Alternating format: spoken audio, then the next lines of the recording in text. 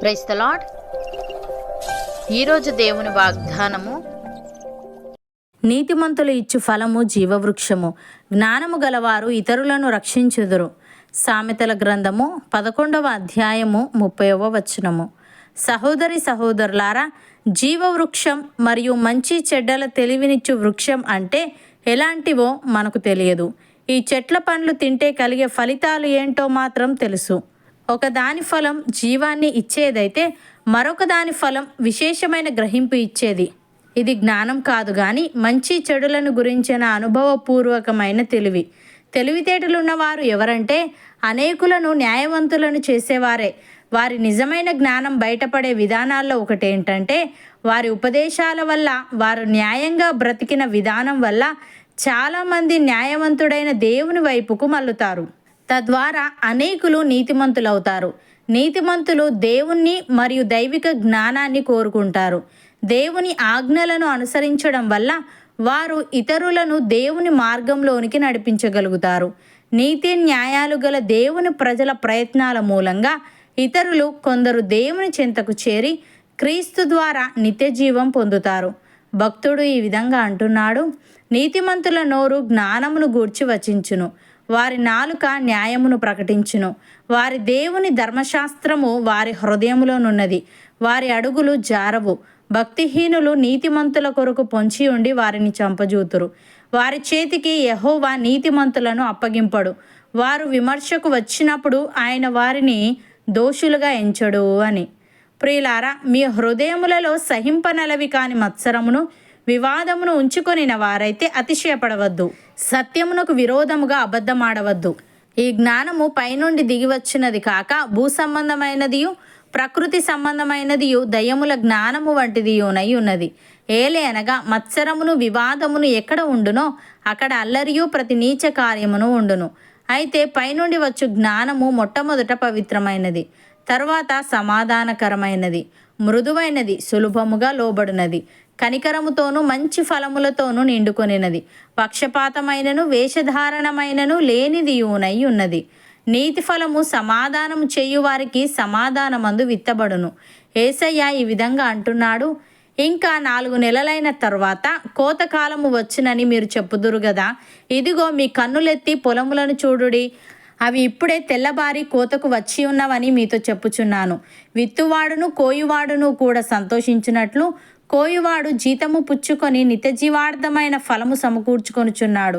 విత్తువాడొకడు కోయువాడొకడను మాట ఈ విషయంలో సత్యమే. మీరు దేనిని గూర్చి కష్టపడలేదో దానిని కోయుటకు మిమ్మును పంపితిని. ఇతరులు కష్టపడిరి, మీరు వారి కష్ట ఫలములో ప్రవేశించుచున్నారని చెప్పెను. ప్రియులారా, మనము దేవుని కొరకు ఫలమును ఫలించినట్లు మృతులలో నుండి లేపబడిన క్రీస్తు అను వేరొకరిని చేరుటకై మనమును ఆయన శరీరము ద్వారా ధర్మశాస్త్రము విషయమై మృతులైతిమి.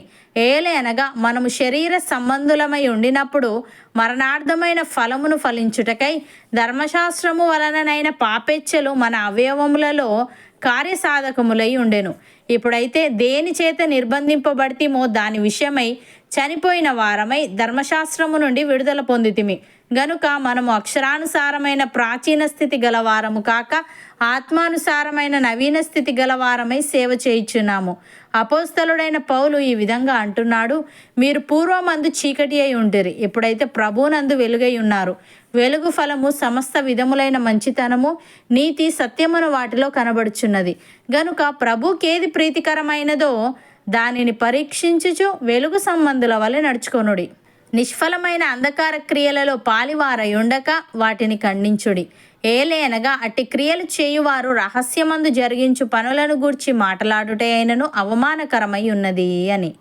సహోదరి సహోదరులారా, మనము సంపూర్ణ జ్ఞానమును ఆత్మ సంబంధమైన వివేకమును గలవారమును దేవుని చిత్తమును పూర్ణముగా గ్రహించిన వారమునై ప్రతి సత్కార్యములో సఫలులమగుచు దేవుని విషయమైన జ్ఞానమందు అభివృద్ధి పొందుచు అన్ని విషయములలో ప్రభువును సంతోషపెట్టునట్లు ఆయనకు తగినట్టుగా నడుచుకొనవలననియు ఆనందముతో కూడిన పూర్ణమైన ఓర్పును దీర్ఘశాంతమును కనుపరుచునట్లు ఆయన మహిమా శక్తిని బట్టి సంపూర్ణ బలముతో బలపరచబడవలననియు తేజోవాసులైన పరిశుద్ధుల స్వాస్థ్యములో పాలివార మగుటకు మనలను పాత్రులనుగా చేసిన తండ్రికి మనము కృతజ్ఞతాస్తుతులు చెల్లింపవలసిన వారమై ఉన్నాము.